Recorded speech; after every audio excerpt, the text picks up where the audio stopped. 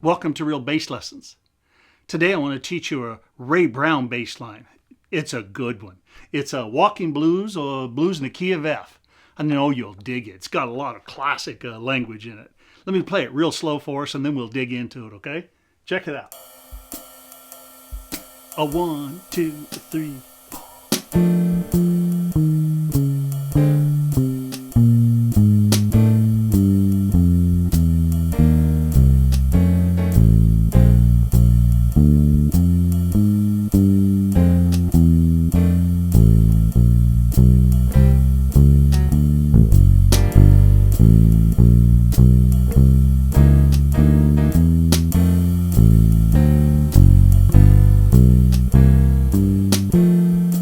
Is that cool or is that cool?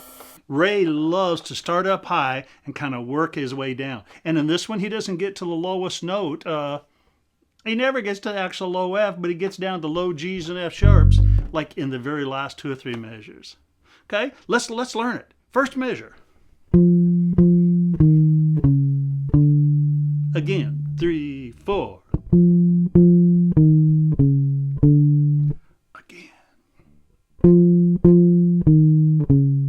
Second measure.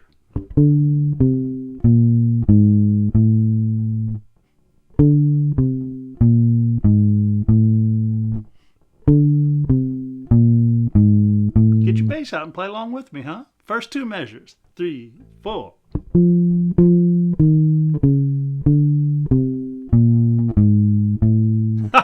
So melodic, isn't it? Here we go. Let's do it again. 3, 4.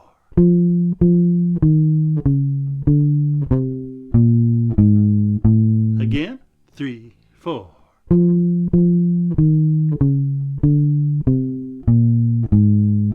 Good, next measure.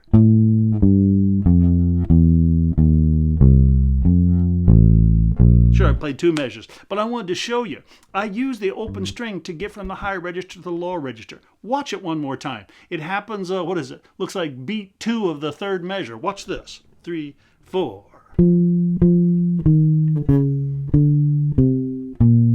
Right here.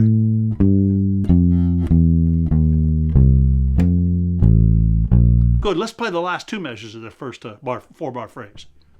It starts here. Oh, I messed it up. Do it again. Starts up here. 3, 4. I messed it up. 3, 4.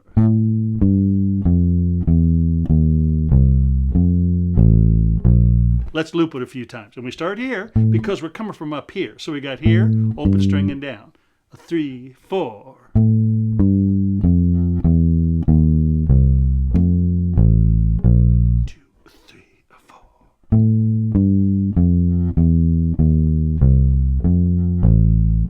Again, 3, 4.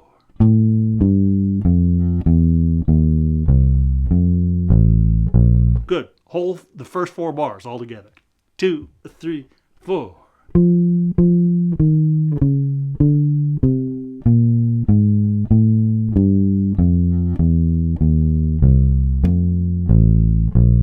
Now you've probably heard me say this before. Good bass playing is all about fingering, hand position, and shifting. So sure, we need to work it out. Watch this. I shift here. Why? So I can do this without shifting. And then I go down here. So watch it one more time without playing it. Watch this. 3, 4. Here's my shift. Open string. So I can get down there. Keep that in mind, okay? Let's play those first 4 bars. Loop it a little bit. 2, 3, 4.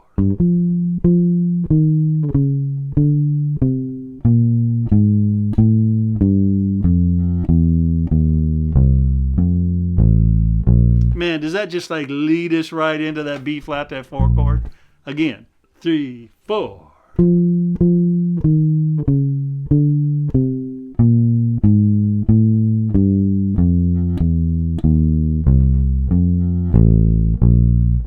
One, 2, 3, 4.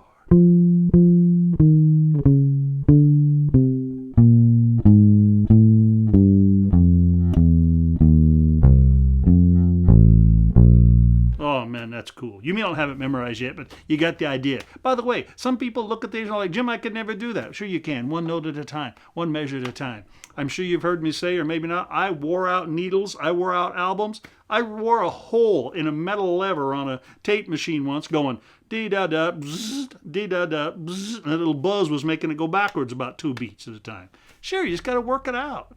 By the way, just recently I even had some guy say, man, that's terrible teaching, saying, here it is, go get it. Well, I found that it's absolutely great teaching. I've been teaching a lot of years, and I've taught a lot of players to play really well. Now, of course, they were a big part of it, but my teaching method has proved itself, okay? You got to be willing to work on something over and over. I have found that too much spoon feed and hand it to people, they really don't learn it. Not at all. Here we go. Same 4 bars. 2, 3, 4.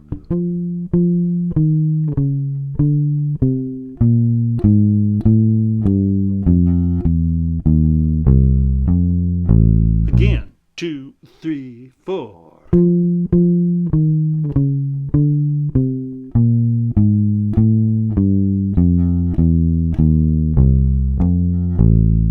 Man, if we learn nothing more than just those first 4 bars and play them, that's a gem, man. That is a serious piece of jazz language. Let's do it, as a matter of fact, with a little drum machine. Let's just make these 4 bars groove. 2, 1, 2, here we go.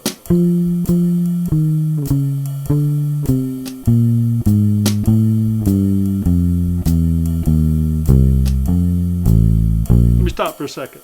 You know how we make it groove? I said, let's make it groove. You do it accurately. You get the groove from just playing accurate. You don't need to be jumping around on stage and sweating a whole bunch and playing the bass really, really hard. No, you get to play accurate. Let's make it happen.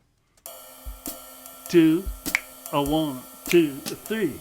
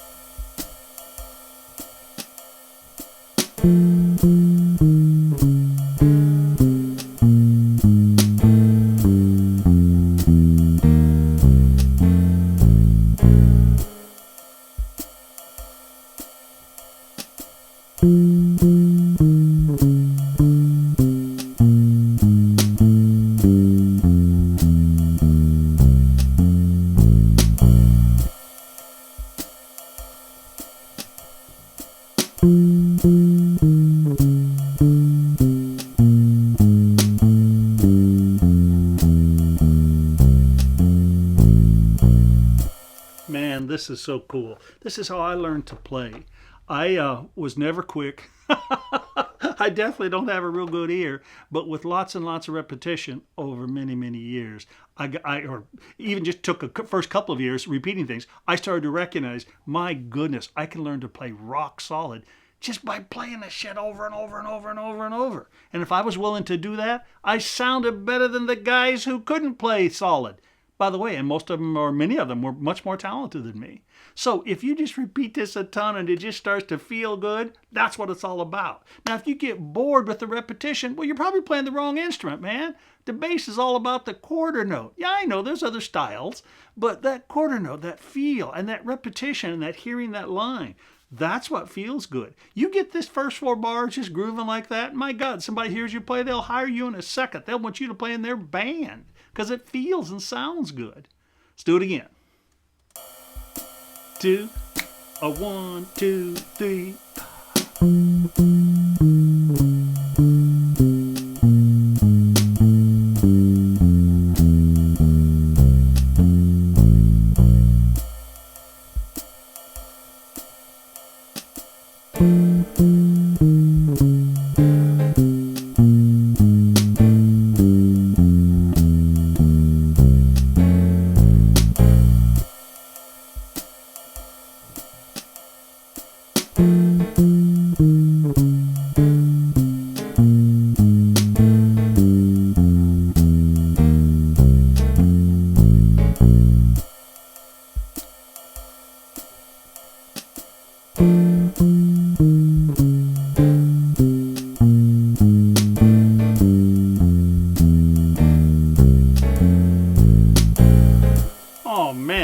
has happened. Repetition. I thought of 2 or 3 things that I wanted to tell you. Maybe I'll mention a couple of them.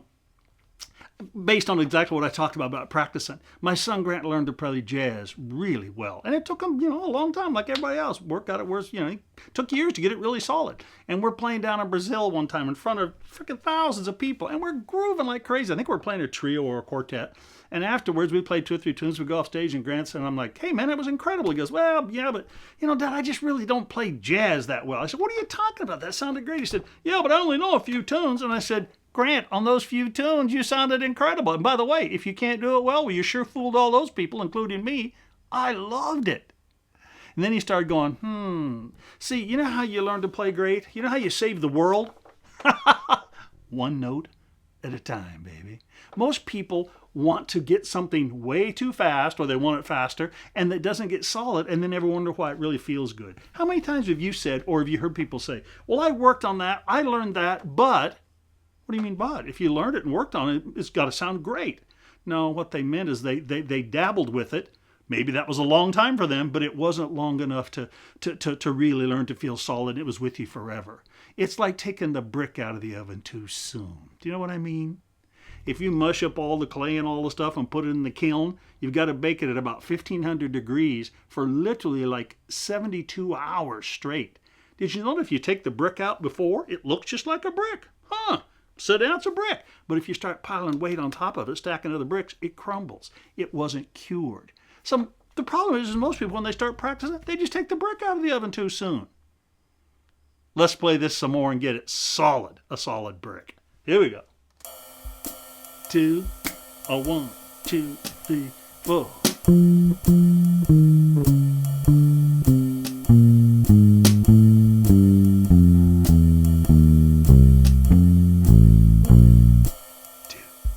A 1, 2, 3.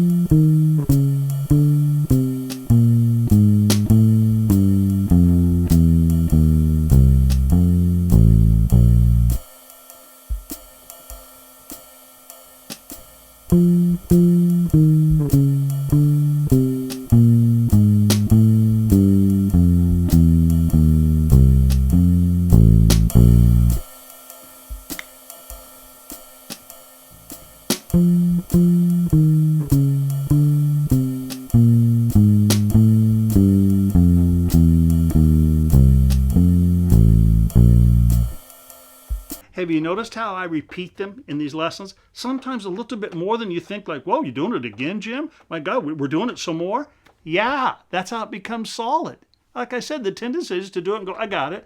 No, let's just keep doing it, let it get in deeper. The question is how good, can it sound too good? No, so just keep doing it more.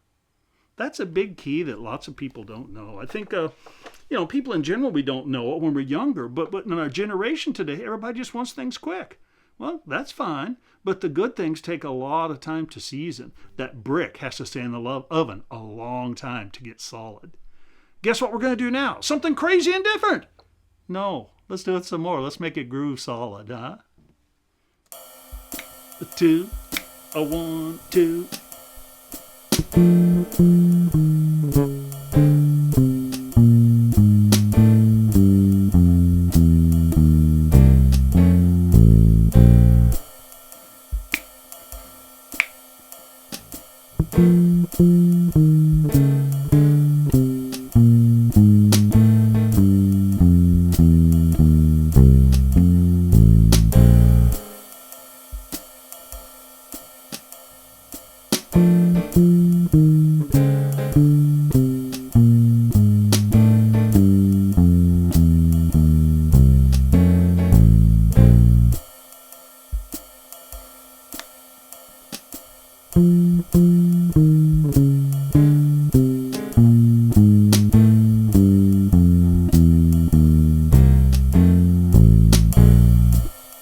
Is that cool or is that cool? Most of you probably got it memorized now. And if you don't, well, that's fine. Just do it some more. There's no rules on how long it takes to get it solid. You just want to get it solid.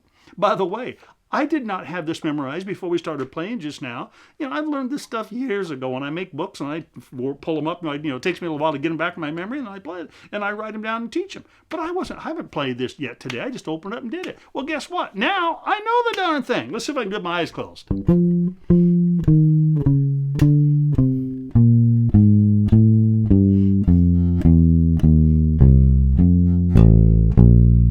You probably can too, can't you? You bet. That's called learning. And by the way, this is a real lesson, real bass lessons. I wouldn't just stop here. Maybe back up. I would continue to work on this. I wouldn't make it a lot faster. I may not even in one lesson go any further. I may say, hey, you work on that for a few days or a week and we'll get to the second 4 bars later, depending on how solid it becomes for you. So you may need to work on this video, nothing but this, another 2 or 3 or 4 times. Spend a few hours to get those first 4 bars solid. And if that's not worth it to you, well, that's your choice. But I found that good, there's no value on it, man. There's no, the value is sky high. There's no limit to how much you'll pay or how much you'll sacrifice to make it good. At least that's how I've always felt about good music. If you have a time limit on it, too bad. May not work for you. So yeah, there's no reason to speed it up. There's no reason to go on. No, just play that and make it groove like crazy. I can teach you all the rest of it. I might not. But boy, you can learn to play this really solid and make it feel. And by the way, just play those 4 bars for your friends, making a groove, and they'll go, my God, that's happening. They'll think you're incredible. And just like my son, I told him, I said, hey, 1 song at a time. Well, man, you can sound great 4 bars at a time, Now, if you never learn another 4 bars, that may not do enough. But by this process of learning, you can add another 4 bars, and then another 4 bars, and then another whole 12 bars. Sure, it's just a process, an attitude process. Get fired up and dig deep. Right on.